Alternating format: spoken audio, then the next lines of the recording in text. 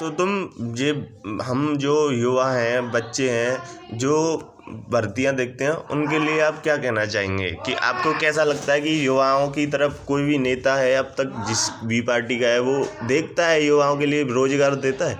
मेरी तो एक विचार से ऐसा लगता है कि सभी नेताजी और सभी पार्टियों के जितने भी पदाधिकारी हैं उनको ध्यान ही नहीं है इस तरफ, तो बिल्कुल आंखें बंद कर रखी हैं, अपनी आंखें इस तरह से मूंद रखी हैं कि युवा तो है ही नहीं, कोई पढ़ा लिखा छात्र हिंदुस्तान में है ही नहीं। वो तो पढ़ाई करते हैं, रातों दिन कॉलेज जाते हैं, टाइम टू टाइम अपने फॉर्म भर रहे हैं। किसी बच्चों ने हमने सुना है 4 लोग हम घूमते रहते हैं। बच्चे इतने उदास, इतने मायूस हैं कि जाते हैं तो वे उनसे कुछ कहो तो वो कहते नहीं है। उनकी आंखों से आंसू बहते हुए देखे हमने, उनको रोडों पर दौड़ते हुए देखा है। उन्होंने रोड खोद दी है, दौड़ लगाते लगाते गड्ढे निकले हैं रोडों में, लेकिन उनके लिए कोई भी आज तक एक भी भर्ती क्लियर नहीं हुई। अब नहीं, हमें शुरू से ही इनकी ये डिमांड है। क्या इन बुजुर्ग, इन नेताओं को ये नहीं पता है कि हमारे हिंदुस्तान के अंदर कितनी बेरोजगारी है? इसका आंकलन नहीं कर सकते? ये सब चीज़ का आंकलन कर लेते हैं, कितनी वोटिंग है हमारे हिंदुस्तान के अंदर उसके आंकलन कर लेते हैं, और कितना पैसा है हमारे भारत के अंदर उसका आंकलन कर लेते हैं, लेकिन बेरोजगारी कितनी है इसका आंकलन नहीं करते। और ये बेरोजगारी कैसे समाप्त होगी, क्या इसके बारे में कभी इन्होंने सोचा है? अरे सोचा होता एक बार भी आके देखें और वहीं से देख लें हिंदुस्तान में क्या हो रहा है। इतना आतंकवाद, इतना भ्रष्टाचार क्यों बनना है, क्यों पैदा हो रहा है? ये बेरोजगारी की देन है, ये बेरोजगारी की देन है, ये बेरोजगारी की देन है। जागो भाई, कोई किसी भी पार्टी का हो, हमें उससे कोई मतलब नहीं है, लेकिन बेरोजगारी को ख़त्म करने का मुद्दा किसी भी पार्टी ने अब तक किसी भी अपने एजेंडे में नहीं लिखा कि हम नौकरियां देंगे।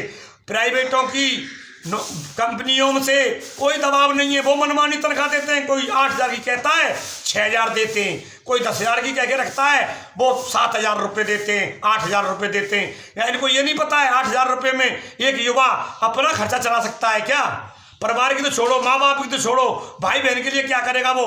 क्या वो शादीशुदा होकर के अपनी पत्नी को अपने साथ रख सकता है? उसकी मांगे पूरी कर सकता है? नहीं कर सकता। ये मेरा आत्मविश्वास है। तो ये हमारे भारत के जो नेता हैं ये क्या कर रहे हैं? ये कब जागेंगे?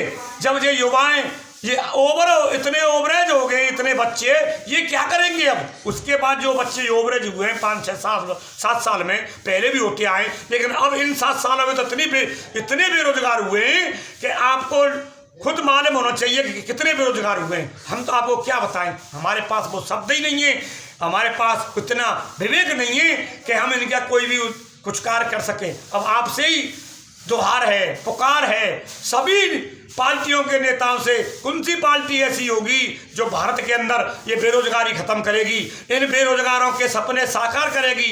इनके इतने सपने, इतने इनकी इच्छाओं को दमन कर दिया है। आज ये अपने आत्मविश्वास से समाप्त हो गए, किसी दिन अपने शरीर से भी समाप्त हो सकते हैं। अगर इनके बारे में इस चुनावों में किसी पार्टी ने ये मुद्दा नहीं उठाया तो ये युवा किसी को वोट नहीं देंगे।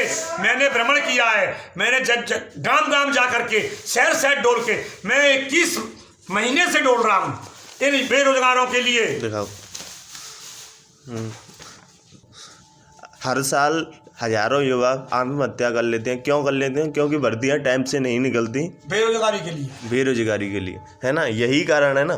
तो मतलब ये सरकार है, ये युवा हैं, बेरोजगार युवा हैं, हर किसी पार्टी के लिए लड़ते हैं, भिड़ते हैं एक दूसरे से।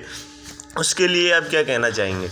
ये इनके अपने बातों को इसलिए लड़ते हैं कि हमारा कोई पार्टी तो हमारे लिए रोजगार देगी, लेकिन इनका जब आत्मविश्वास टूटता है तो फिर उसी मुद्दे पर आते हैं। अब इन सब युवाओं ने, ये मैं आपको पहले ही बता चुका हूँ, अब इन्होंने ये भी मुद्दा कर लिया है कि जब तक कोई पार्टी अपने चुनाव में हमारे बेरोजगार का एजेंडा नहीं लाएगी, हम तब तक किसी पार्टी को भी वोट नहीं देंगे।